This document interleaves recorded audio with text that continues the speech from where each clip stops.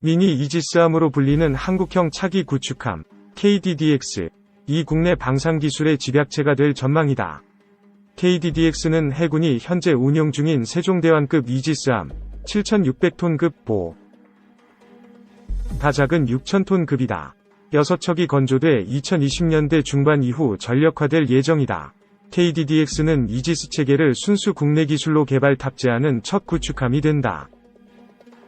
세종대왕급 이지스함의 경우 국내 조선업체가 만들었지만 미국 로키드 마틴사의 이지스 체계가 장착됐다. KDDX가 전력화되면 우리나라는 이지스함 보유국을 넘어 진정한 의미의 생산국 반열에 올라선다. 미국, 영국, 일본, 중국, 노르웨이에 이어 세계에서 6번째로 국내 기술로 이지스함을 생산하는 나라가 된다. KDDX 건조 계획은 2018년 기본전략 안 이 방위사업추진위원회에서 의결됐다. 군 당국은 2020년 초 업체 측의 입찰 조건 등이 담긴 제안 요청서 RFP를 낼 계획이다. 왜 이지스함인가는 이지스함은 미국이 개발한 통합 전투 체계인 이지스 시스템을 탑재한 군함을 말한다. 어원은 그리스 신화에 나오는 제우스 신의 방패에서 유래한다. 모든 무기를 막을 수 있다는 뜻인데 2차 세계대전 이후 항공기와 대한미사일에 의한 공중위협이 높아지면서 개발됐다. 이지스 체계는 크게 적미사일이나 항공기를 식별하는 탐지그룹, 실시간으로 전술 상황을 평가하는 통제그룹, 표적의 요격미사일 등을 발사하는 교전그룹으로 나뉜다.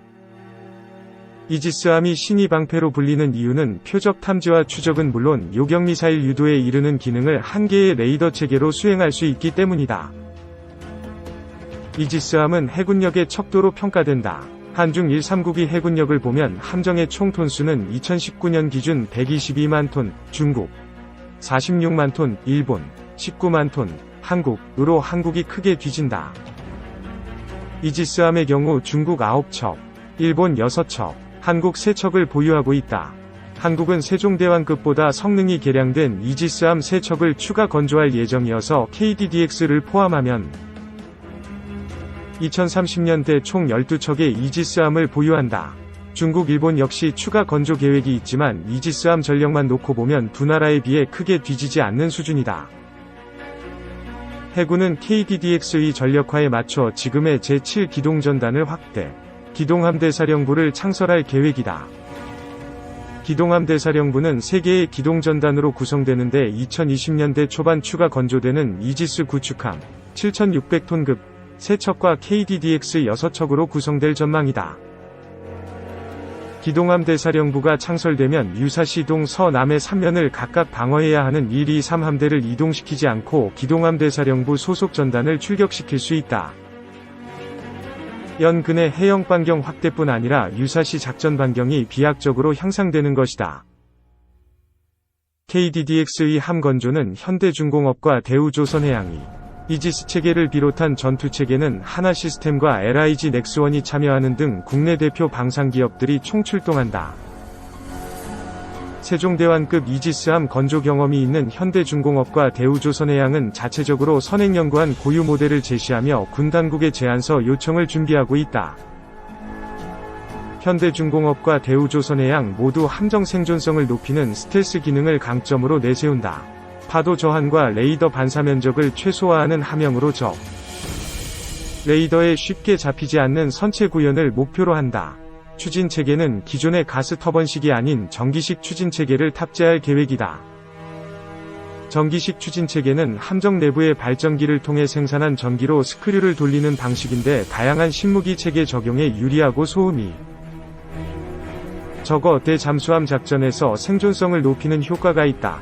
하나시스템과 LIG 넥스원은 이지스 체계를 포함한 각종 전투 체계를 준비 중이다. 이들 업체는 지난 10월 부산에서 열린 2019 국제해양방위사업전 MADEX에서 각종 전자장비들을 하나로 설치하는 통합 마스트, 인티그레이티드 마스트를 선보였다. 통합 마스트는 다기능 레이더와 적외선 추적 장비, 피하 식별기 등 탐지 센서 등 이지스 체계의 핵심 장비를 한데 묶어놓은 것이다. 이 밖에 능동형 소나, 음파 탐지기 등 전자전 장비와 대함 대공 유도탄, 어뢰, 근접방어 무기체계 등 거의 모든 무기체계가 국산 장비로 탑재될 예정이다. 방산업계 관계자는 KDDX에는 그동안 축적된 국내 방산 기술이 모두 적용된다. 며 미니 이지스함이라고 불리지만 성능 면에서는 7,000톤급 이지스함에 뒤지지 않는다. 고 말했다. 2. 일본 9,000톤급 차기 이지스함 건조 사업. 밀리터리 리뷰 이지 2100기호는 한국의 야심찬 KDDX 건조 사업과 엄청난 기술적 리스크로 인하여 전 세계적으로 소수 국가만 개발 중인 해상 탄도미사일 요격 체계 사업을 분석하고 있습니다. 이와 동시에 일본이 지난 2020년 12월에 발표한 SPY-7 레이더 탑재형 9,000톤급 차기 이지스함 건조 사업을 자세히 분석하고 있습니다. 일본 차세대 이지스함 개시. 지난 2020년 11월 24일, 일본 방위성은 이지스 어쇼어를 대체하는 신형 대형 이지스함 건조 2척의 비용으로 5천억 엔, 5조 4천억 원 이상이 소요된다고 발표하였습니다. 일본 방위성이 발표한 신형 이지스함의 배수량은 9,000톤급으로 현재 2척이 건조된 최신 마야급의 경하 배수량 8,200톤보다 대형화되었음을 의미합니다. 일본의 경하 배수량 9,000톤급, 만재 배수량으로 하면 12,000톤이 넘어설 신형 방공 구축함 사업에 대해 분석해보았습니다. 일본 이지스 어쇼어 사업. 미국 레이티온사와 일본 미쯔비시 중공업은 현재 공동으로 SM-3 블록 A 해상 탄도미사일 요격 체계를 개발하고 있고 현재 완료 단계에 도달하고 있습니다. 본 미사일은 중거리 탄도미사일 방어 범위가 2,000km에 달함은 물론 2020년 11월 7일에 미국 해군 이지스함 존 핀에서 발사된 SM-3 블록 A는 ICBM 대륙간 탄도미사일을 격추하는 데 성공하기도 하였습니다.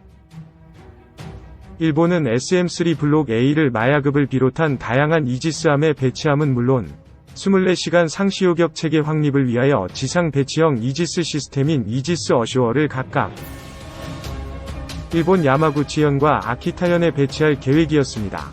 이때 문제가 된 것은 이지스 어쇼어가 사용하는 SPY-1D V 400km급에 불과한 탄도탄 탐지거리였습니다.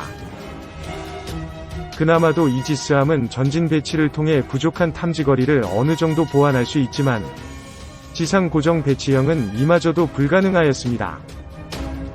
그래서 일본은 SM-3 블록 A를 제대로 운용하기 위하여 탄도미사일 탐지거리가 700km 이상인 SPY-6 RMDRS급 레이더 도입을 요구했지만 미국 국무부가 미국 해군에 겨우 배치가 시작된 최신 모델이라는 이유로 판매를 거부하였습니다. 로키드 마틴의 등장. 이때 갑작스럽게 로키드 마틴사가 등장하게 됩니다.